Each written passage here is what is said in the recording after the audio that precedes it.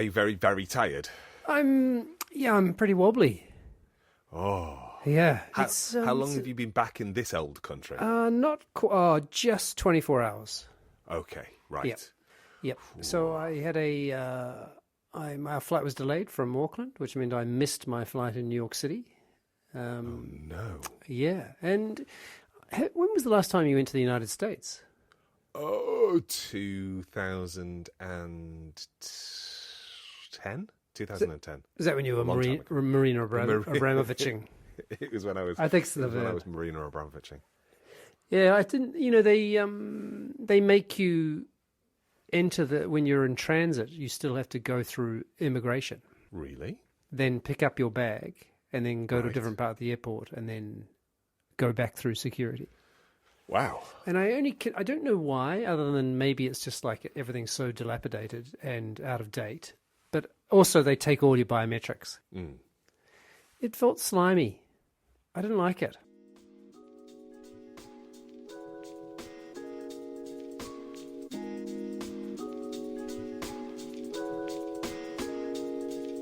This is a podcast in which two friends talk about the pleasures, absurdities, and imperfections of being human.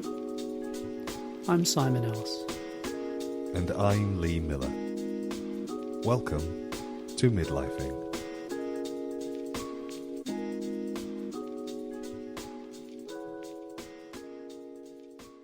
It felt decades old. That was the weird thing. I'd forgotten that. Yeah. Like everything was just a little bit creaky. Yeah, and it was. There was. I reckon it was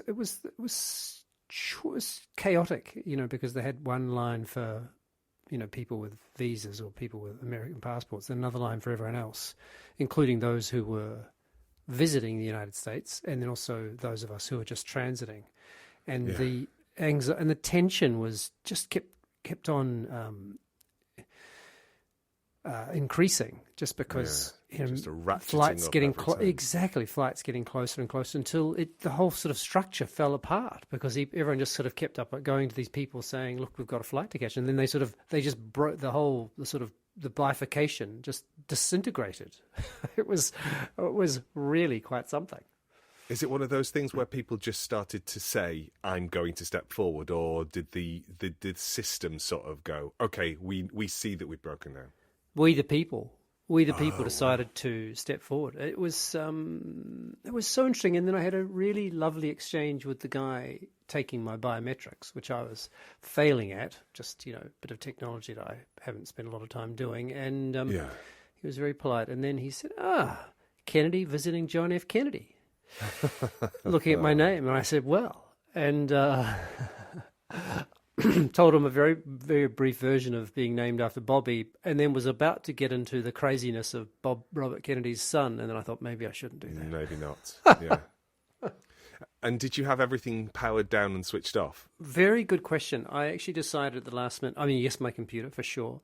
I decided at the last minute not to shut down my phone. And that was because I was just getting a feel for what was going on. When as I was watching them, there was none of that was going on at that point. Right. And so I just thought, it's no way they're going to ask me about, want to see anything that's on my phone or anything like that. Or access it, or, it just was not that kind of, dare I say it, vibe. Sorry, Corbett. It sounds like there wasn't quite enough time to do that. Yeah, exactly. And I think they were really short-staffed, which of course is just, that's another example where they just can't really, not wanting to spend money. Everything's just trimmed to just all the fat in a system, or all the, you might say not the fat, but also all the margin for error. It's trimmed and trimmed and trimmed and trimmed. And, we weren't a lot of people. It was just one flight. Yeah. I mean, it is a lot of people, but...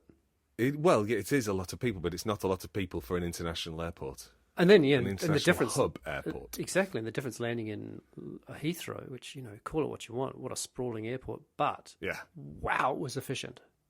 It's one of those really weird things, isn't it, about the kind of the stark contrast of one place to another. I remember flying out of Heathrow, which was fine, and then landing in Helsinki and just thinking, there's nobody here. And not in the terms of the infrastructure. There were plenty of staff. There were no people passing through, or it felt like there were no people passing through in comparison to the other airports that I transit through. And it was just this super easy, simple, quick, and efficient process. And then I remember going into, I think it was Turin, and being completely discombobulated because there was no signage, there was no sense of where I was supposed to go. I had to double back on myself 2 or 3 times, and I ended up just like following people. And but really good pizza, though. Really good pizza. I mean, yeah, great pizza. Not as good. Actually, not as good as in New York. I was going to say not as good as the pizza I had in Helsinki Airport. Yes, which had a pizza machine. Have you ever seen one of those? I don't think I know what you're talking about. Oh, so it's basically a vending machine for pizzas. Which sounds appalling. It does. And you go and you choose your crust, you choose your toppings, and you press the button, and then you see it going into the oven, and it's obviously it's a real dough. It's not like one of those disc doughs. It looks like proper dough, as in, yeah. Anyway, I don't quite know how it works, but it was really quite passable pizza from a machine that I was like, what's going on? This is amazing. It's the future. I mean, passable pizza. I think that feels like a low. Anyway, so the thing about pizza is all pizza is good pizza as far as I'm concerned, because it's pizza. I'm such a snob. Well, no, I am similarly a snob. You know, my favourite pizza place is at the end of my road in Lisbon. There's a guy from Napoli who does sourdough 24-hour risen dough crusts, and it's just superb. You've got four toppings and 2 specials. That's your choice. That's all you get. Yeah. About 12 covers in the restaurant. It's some of the best pizza I've ever eaten in my life. Yeah. So I have a very, very high bar, but at the same time, I'm comparing the pizza in the in Helsinki Airport to other airport food rather than other pizzas. Yes, airport food is true. It's I have to say, I mean, just to go back to the thing about, of course, I think we might see a massive surge in tourism to New Zealand as a consequence of the statement I'm about to make. But it's arriving at New Zealand is extraordinary.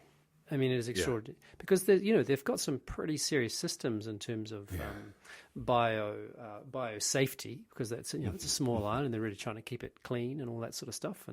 But you feel so welcome, and I don't think that's just because I've got a Kiwi passport, because I'm sort of walking alongside people who don't. And and I know that's about size, like it's a small place and only 4 million people and 60 million sheep or whatever, but.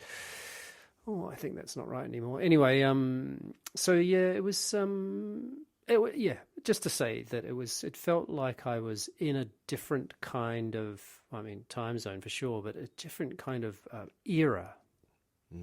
Taylor Swift. Yeah, quite something.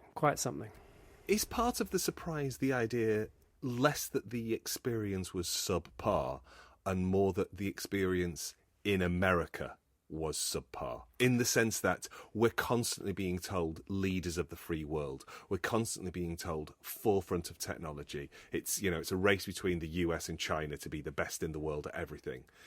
Is that kind of like, then that's the narrative. Yeah, exactly. And then the experience, and then you get confronted by different. and also I had a few little. It reminded me of the first time of going to New York, and that was in the late 91. New York then was still pretty rough. Like it was pretty, had not been gentrified at all. Certainly Manhattan. No. So it was. That was pre-Giuliani, wasn't it? Exactly. Before they took back Times Square and all of that sort of stuff. Exactly. It only just come out of being bankrupt in the 70s or whenever it was, but. So it was still pretty wild, but the energy of the place was pretty extraordinary. And I just had that little kind of moment of going, I forget that New York's a little bit grim and a little bit dark and a little bit kind of like it's got teeth missing kind of thing. And so there was a certain amount of that which holds a certain appeal to me as well.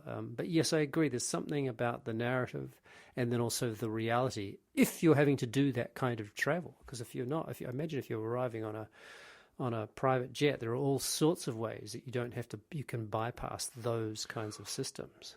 Well, I don't think you have to be on a private jet. I think there are all sorts of ways that American airlines allow you to do pre-boarding. They allow you to skip queues. You can effectively buy your way out of some of that discomfort, even at a quote-unquote normal level of wealth.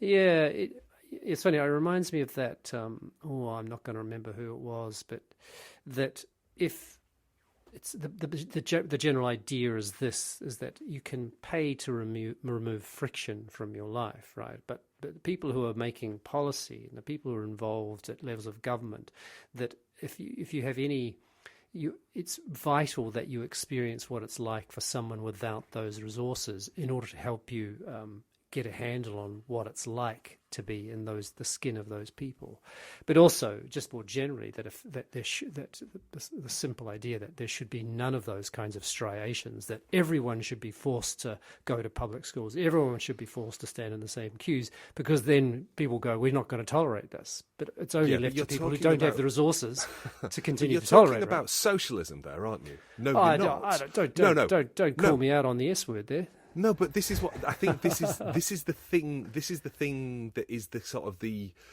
other side of a narrative around meritocracy, which is never really meritocracy. Yes, is that I've been able to. I've earned this. I've earned my ... I've earned that person hasn't worked for ... All of those kinds of conversations and the horror of socialism definitely in the US, increasingly in the UK, just makes me scratch my head, because I know it's driven by this story of, but there are people who are cheating the system. And yes. those scroungers don't deserve. And you kind of go, you only have to take a moment and a little bit of a breath and a step back and go, okay, the vast majority of people are not trying to game anything. You can always find people who are, of course you can, but we're not ever really in meritocracy when the playing field is so wildly uneven from a starting point. Yeah, it's I really agree. I'd like to not agree, but I do. But it's there's something about the inability to acknowledge, and this goes for you and me for sure, just plain old-fashioned luck. I'm only here for not least of all the place I was born. Yeah. Or the family into which I was born. Yeah. So anyway, it was also that's on the tail end of a 16-hour flight, which is it's quite a hard yakka. Although I slept so much. But it's not the right kind of sleep, is it? It's like it's very shallow and it's very kind of like it's kind of like sleeping drugs, when you're sick. I tell you. Yeah, a little bit. Actually, it's true, because I was on the aisle, and of course, every now and again, the guy next to me would just bang my arm to say I need to get up, and he didn't utter a word. It was very strange. Oh, yeah, he wasn't unpleasant or anything like that, but it was quite use your words. Maybe he was, and I just didn't hear him because I was so asleep. Use your words. Anyway, it's very nice. It's very nice to be back. A lot groggy.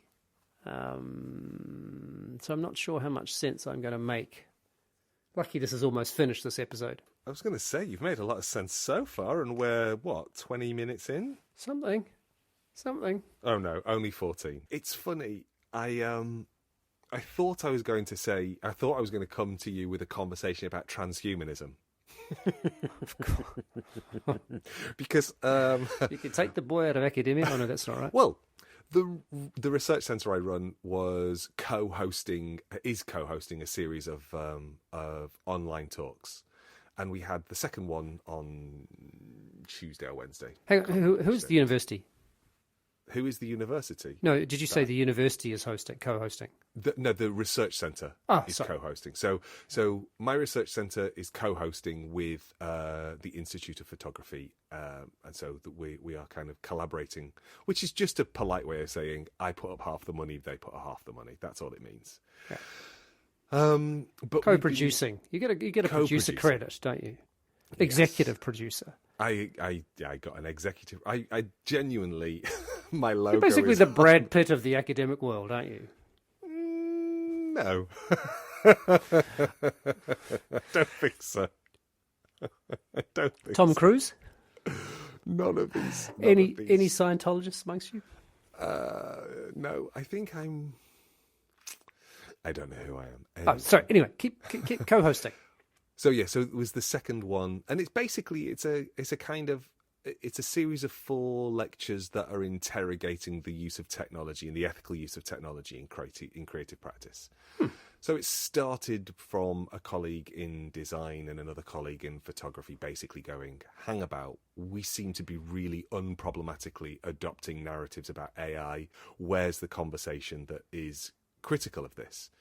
And I said, well, we've got a research centre. We can totally host a critical conversation. That's not a problem. So that's what we're doing. It's lovely. And it's beyond AI. It's more expansive than that. And the second session was by Dr. Alex. Oh gosh, I've forgotten his surname. That's annoying.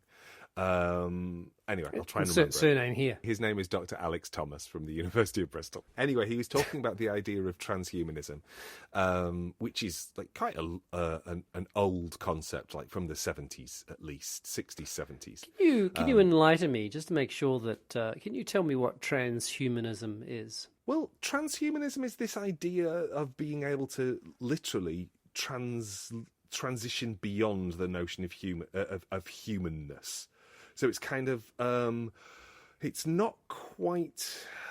So I think one of the things that people do a lot of talking about at the moment in academia is the post-human, and the post-human is that kind of Timothy Morton, Jane Bennett, Donna Haraway.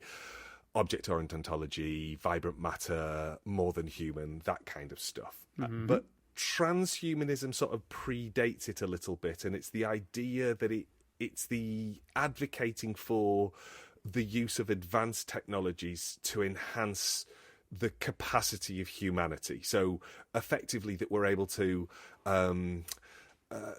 engineer our way out of the human condition. We can kind of transcend the things that mire us in the animal. Yep. It's basically bionic humans. Bionic, but and some.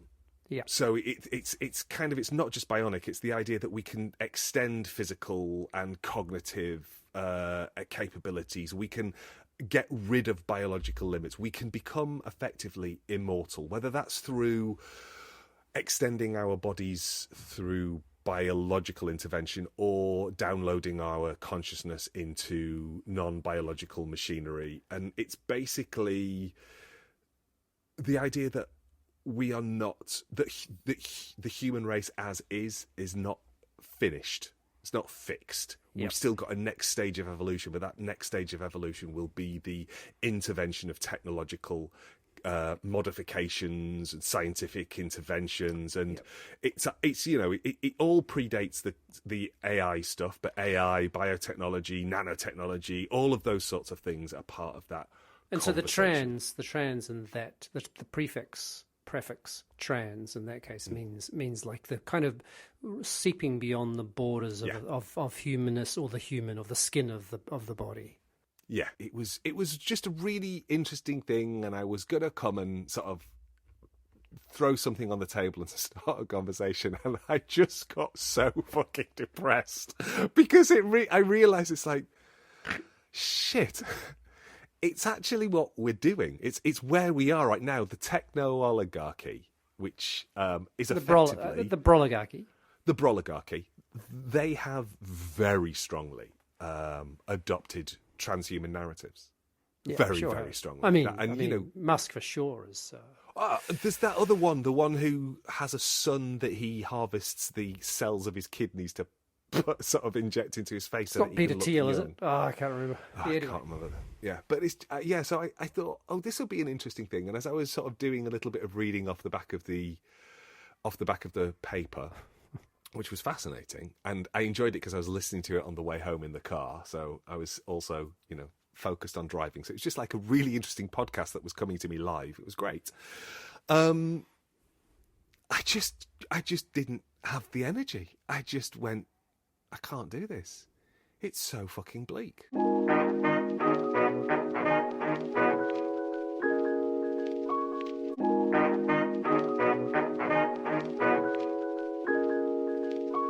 I put something on the table and just snatch it away And then from you. snatched it away, yeah. I think what I'm snatching away is not really the conversation. It's more that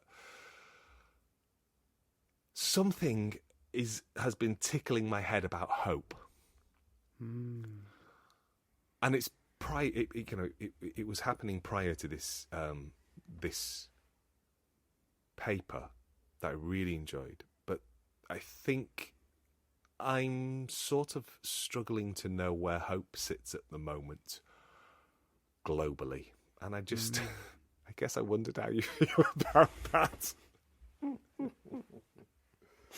Well, I don't. I think there's that, isn't there? That it's hope's the other side of fear. So it's very hard to talk about hope without talking about the things we fear, and I guess the anxieties that come out of the things we fear. I don't know. I had, I've just come from being with family, and it's going to be hard to talk about this. And my cousin's partner is dying. He's had a dreadful cancer diagnosis, and is days away, really. Just a sort of hard to believe. And I said goodbye, although she is now in a hospice and had COVID, so I was in full PPEs, which of course is, and I guess that happened so much during COVID times. Either people weren't able to go and see people to say goodbye, or they were, in this sort of the shield of protective, whatever that personal protective, what is it? Equipment. But not being able to touch her and hug her, and both of us knowing that was it. This will be the last time we see each other. And then didn't really seem like something to talk about, something that certainly physical contact would have rendered words completely unnecessary. That is, this last hug. And I was also dropped off at the airport by my uncle, who's 83, 84, drives like an 84-year-old. It's quite terrifying. Talk about not having any hope. And then saying goodbye to him at the airport and telling him that I love him, and hugging and we just rested our heads together. It was quite it was something really beautiful in the gesture of and him crying, and I guess I'm saying that because of, well, first of all, just I was overwrought, that sense of the goodbyes and the extraordinary weight of those goodbyes, and yet I think amongst all that, there was just tremendous joy and pleasure, and dare I say it, hope in the times that I've spent with these people, and the way in which they were. I mean, my uncle's not dying per se. I mean, no more than any of us are all dying, but I'd love to go and see him again, but I doubt it. Like, it's pretty unlikely. And so there's just something there which I find very consoling about. And it's not just because it's family. Maybe it's a particular. I don't think it's about that, but it's about these people who I've known for a long time and that have been nurtured by and have felt nourished by, and vice versa as well. That renders talk of transhumanism or the that sort of hopelessness, the way in which humans, we get so distracted by that stuff, and particularly technological stuff, that that stuff falls away in an embrace, or in leaning my head against another person's and just feeling. And so, yeah, that's I guess that's how I'd respond. There's lots there, right? That's lovely. Well, I'm glad you're home. I'm glad you travelled relatively okay. I did. And, yeah. Talk next week, huh? Yeah. Bye.